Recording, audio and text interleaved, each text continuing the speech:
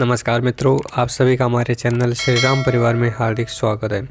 जी, जैसा कि मित्रों आप सभी लोग जानते हो, मैं आप सभी लोगों को इस चैनल पर मुफ्त साधनाएं की जो पुस्तकें हैं वो प्रदान करता हूं। ठीक है। और जो लोग नहीं जानते मैं उन्हें बता दूं कि मैं इस चैनल पर सभी लोगों को मुफ्त में साधनाओं की जो पुस्तकें हैं वो प्रदान करता हूं। और अगर आपको भी ये पुस्तकें प्राप्त करनी हैं तो आप हमारे चैनल को सब्सक्राइब कर लीजिए और जो मैंने चैनल पर वीडियो डाल रखी है आप उनको जाकर देखिए। मैंने उनमें आपको पुस्तकें उपलब्ध करवा रखी हैं, आपको वहाँ से मेरी PDF डाउनलोड करने को। और अगर आप चैनल को सब्सक्राइब नहीं करते हो तो हानि मेरी नहीं बल्कि आपकी होगी, क्योंकि मैं आगे भी आपको बहुत सारी पुस्तकें उपलब्ध करवाऊंगा, वो आपको नहीं मिल पाएगी। ठीक है। और आज हम इस वीडियो में नाभि दर्शना अप्सरा की साधना के बारे में बात करने वाले हैं, तो वीडियो को बिल्कुल ध्यान से सुनिएगा और ध्यान से देखिएगा। ठीक है। और अगर आपका कोई प्रश्न है तो आप हमसे कमेंट बॉक्स में पूछ लीजिएगा। पहले बता दूं कि वीडियो को पूरी देखना और बिल्कुल ध्यान से देखना, जिससे कि कोई भी जानकारी आप नहीं छोड़ोगे। ठीक है। तो देखो, यूँ तो शास्त्रों में जो है वो 108 अप्सराओं के बारे में विवरण मिलता है। नाभि दर्शना अप्सरा सभी अप्सराओं में श्रेष्ठ और महत्वपूर्ण है। ये अद्वितीय सौंदर्य से भरी हुई हैं और बहुत ही दयालु भी हैं। ये स्वयं बार बार पृथ्वी तल पर विचरण करना चाहती हैं, इसलिए अन्य अप्सराओं की अपेक्षा नाभि दर्शना अप्सरा की सिद्धि करना ज़्यादा आसान होता है। साधना ग्रंथों में नाभि दर्शना के बारे में जो कुछ मिलता है उसके अनुसार नाभि दर्शना 16 वर्षीय अत्यंत सुकुमार और सौंदर्य की साम्राज्ञी हैं। ठीक है।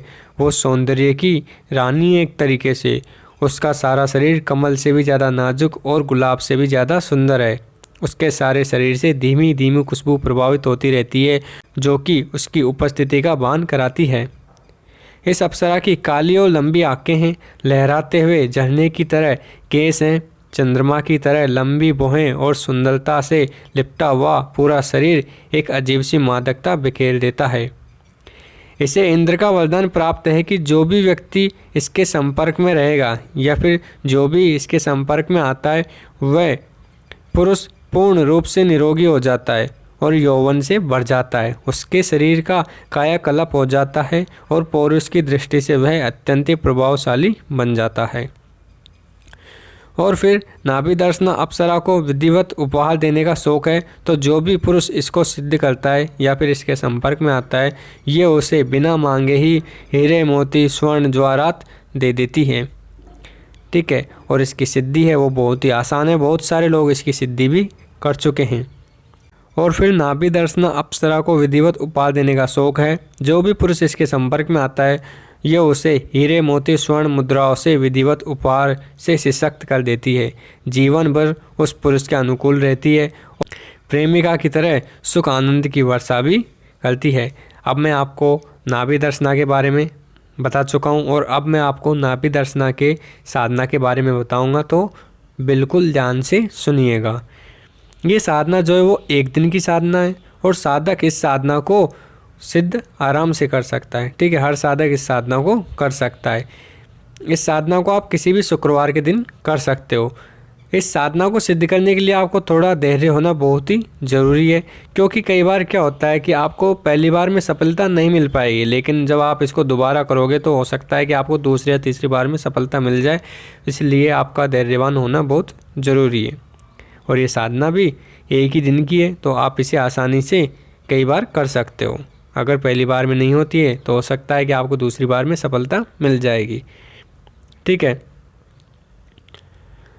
तो आपको ये साधना चाहे से आप पहली बार करो, दूसरी बार करो, तीसरी बार करो, आपको ये साधना शुक्रवार की रात्रि को ही करना है। ठीक है। यह नहीं कि आज मुझे सफलता नहीं मिली शुक्रवार को और मैं शनिवार को वापस करूँगा, नहीं, शुक्रवार की रात्रि को ये साधना होती है। ठीक है। तो ना रात्रि को संपन्न की जाती है और साधक चाहे तो इसे अपने घर में कर सकता है या फिर अन्य किसी स्थान पर भी कर सकता है जहाँ पर साधक चाहे इस साधना को कर सकता है। ठीक है। लेकिन साधना काल में कोई भी व्यक्ति उस कक्ष में ना आए। ठीक है। जब तक साधना आपकी चलती रहेगी। ठीक है। किसी भी शुक्रवार को रात्रि को साधक सुंदर सुसज्जित वस्त्र पहने। इसमें यह जरूरी नहीं कि साधक को धोती पहननी है। अगर उसको जो भी वस्त्र प्रिय हैं जिसमें वो सुंदर दिखाई देता है वो वस्त्र उसको पहनने हैं और वो वस्त्र साफ और सुंदर होने चाहिए। ठीक है।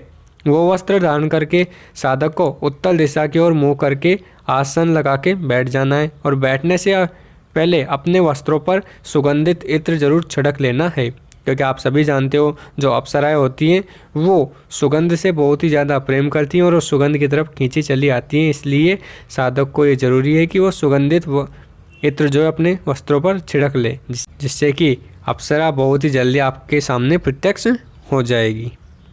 और आपको पहले से ही सुंदर गुलाब की मालाएं लाकर रख देनी है, ठीक है। यदि गुलाब की नहीं मिलती तो किसी भी फूल की 2 माला आपको रख लेनी है, ठीक है। 2 माला रखनी है, याद रखिएगा। फिर सामने एक रेशमी वस्त्र पर नाभि दर्शना महायंत्र स्थापित करना है और उसे केसर से तिलक करना है। यंत्र के पीछे नाभि दर्शना चित्र आपको स्थापित करना है, जो कि आप फ्रेम में मंडवा लीजिएगा, ठीक है। और सामने सुगंधित अगरबत्ती और शुद्ध घी का दीपक जला लीजिएगा। इसके बाद आपको हाथ में जल लेना है और संकल्प लेना है। आप सभी जानते हो कि हर साधना को शुरू करने से पहले हम संकल्प लेते हैं, उसी तरीके से आपको इसमें भी संकल्प लेना है कि मैं अमुक गोत्र, अमुक पिता और अमुक नाम का साधक नाभि दर्शन अप्सरा को इस रूप में सिद्ध करना चाहता हूँ। अब जो भी रूप में आप सिद्ध करना चाहते हो वो बोल दीजिए। प्रेमिका के रूप में सिद्ध करना चाहते हो, बहन के रूप में सिद्ध करना चाहते हो, माता के रूप में सिद्ध करना चाहते हो तो आप बोल दीजिएगा, ठीक है। तो वो आप यहाँ पर बता दीजिएगा अपने संकल्प में। इसके बाद आपको नाभि दर्शना अप्सरा माला से, जो मैं मंत्र आपको स्क्रीन पर दिखा रहा हूँ, उसकी 51 माला आपको जप करनी है। और ये याद रखिएगा कि 51 माला आपको उसी रात को संपन्न करना है।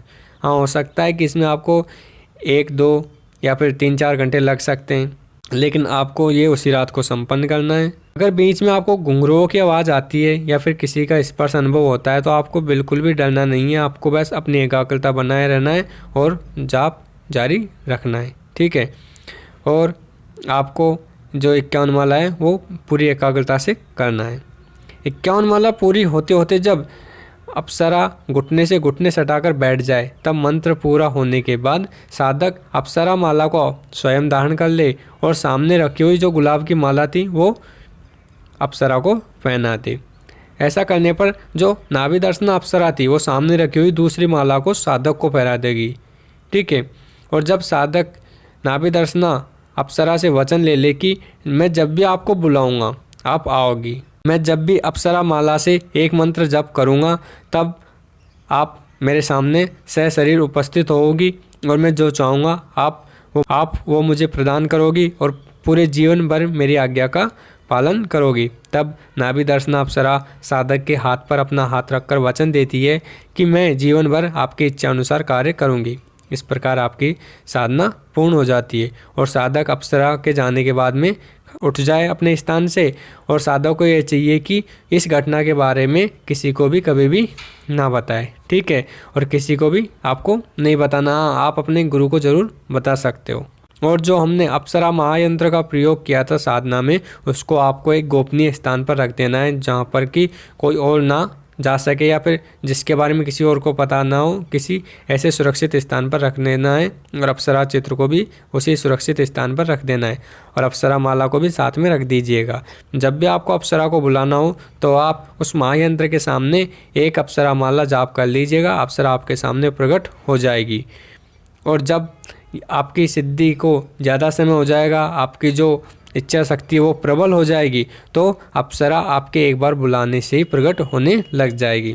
तो इस तरीके से आप इस साधना को कर सकते हो और जो मंत्र है वो मैंने आपको स्क्रीन पर दिखा दिया है।